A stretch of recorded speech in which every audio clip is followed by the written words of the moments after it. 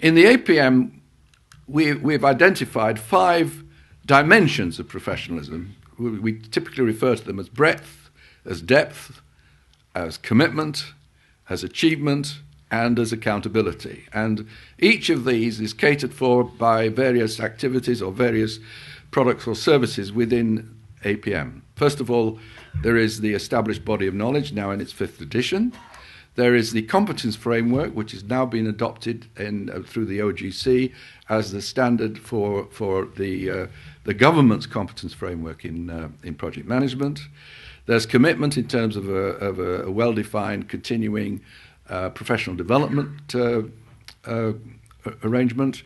There's a whole sequence of qualifications spanning the career of a project manager, and accountability in the sense that we have membership and we have tests in terms of who we should accept as members. We normally expect 5 years of relevant experience to be a full member, although of course you can be an associate or a student member without that. Taking one of those, the knowledge aspect, as I mentioned, we've got the APM body of knowledge. We share it. We share it in the form of, for example, producing brochures on each of the main specific interest group topics. We publish guides, and we have a whole catalogue of various publications containing key information on key skills and knowledge areas. And we have the International Journal of Project Management, which the APM is part owner of, which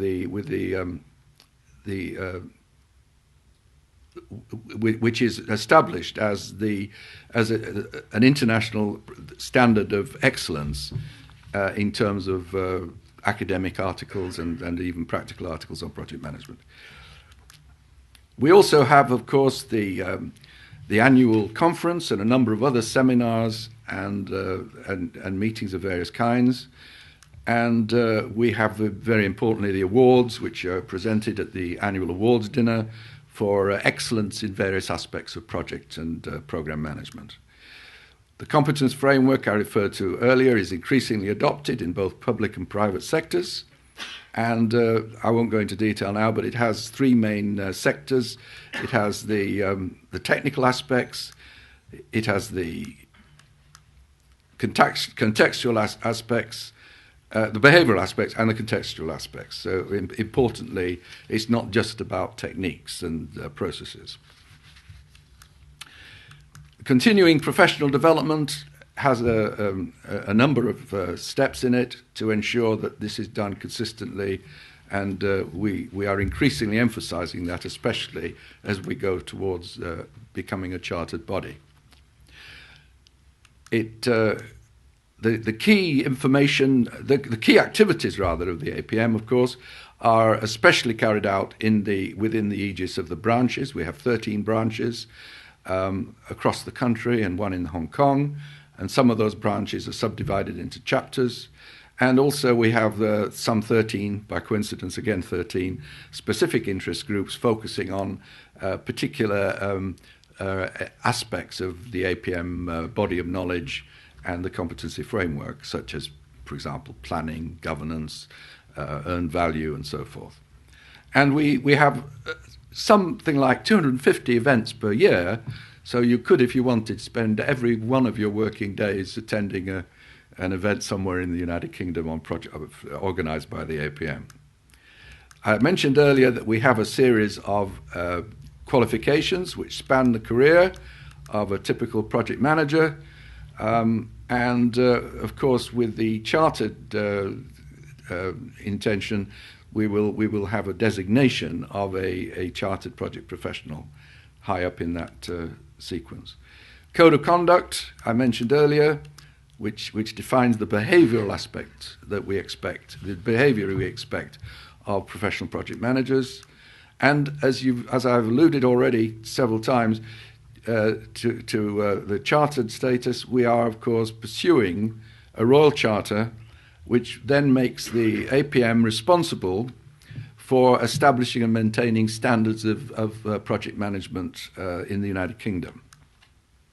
It demonstrates achievement of professionalism, In fact, we would join one of some 750 bodies which have been chartered since the 14th century in the United Kingdom. It designates generally leaders in the field, that is, leading organisation in the field, and the idea is that it is largely self-regulating with codes of conduct, but with some disciplinary measures to back them up. And the charter is awarded through the office of the Privy Council. And as you are probably aware, it includes the right to create a register of chartered practitioners, which in our case will be called chartered project professionals. How many of you, may I ask, are members of the APM currently? Rather less than 1 in 10. Thank you. Well, if this sounds like a sales pitch for the APM, you're absolutely right. Because it is, of course, the leading body in the United Kingdom in terms of project management. We've got something like 17.5, actually over 18,000 now, members, individual members, and also we have some 500 to 520, I think it's about 520, corporate members. That is to say, companies which are members of the APM. And for those of you who are not yet members, you can solve that problem very, very simply by going to the website, which is shown on the screen here, and you can either join if you are joining as a student or an associate directly online, or you can download the application form to apply for to be a member or a fellow.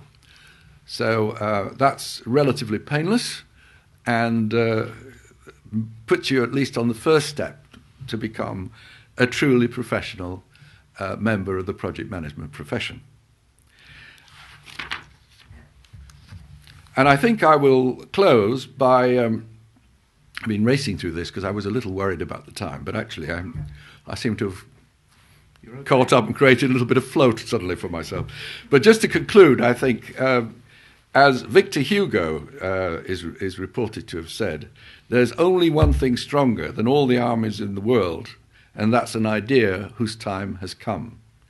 And indeed, the profession of project management is an idea whose time has certainly come. And if you just think, let's take the estimated number of people engaged full-time in project management, 250,000. That means there's something like 230,000 possible recruits for the project management profession, as distinct from enthusiastic amateurs in project management. And of course, there are vastly more people who are involved part-time in project management or sometimes in project management. And I think that the fact that so many people have an engagement but do not have a professional basis for carrying out project management activities shows how much better we could make our projects and programs in the public and the private sector. And I believe that having done all this relatively quietly within the APM and indeed elsewhere in the community, I think it's beginning to be time for us to raise the political stakes in terms of project management. By that I mean, begin to make governments realize that their popularity will be at serious risk unless they demonstrate a more professional approach to the way in which they carry out major public sector projects. And I think the problem is that in the civil service especially and in government, the really prized capability is to develop policy. And what governments love is to announce new policies. But very often those policies are developed and announced without really any proper consideration about how they're actually going to deliver those policies. And consequently, if you follow major policy initiatives, you'll find a very disappointing level of success. So one of the things we need to do is to convince government that they cannot afford not to raise the levels of professionalism. And I'm not talking simply about the people who are on the, on the ground level, who are actually carrying out detailed project initiatives. I'm talking about the permanent secretaries, the senior people in the civil service, and even government ministers needing to have an understanding, at least, of what is involved in carrying out projects successfully. Thank you very much.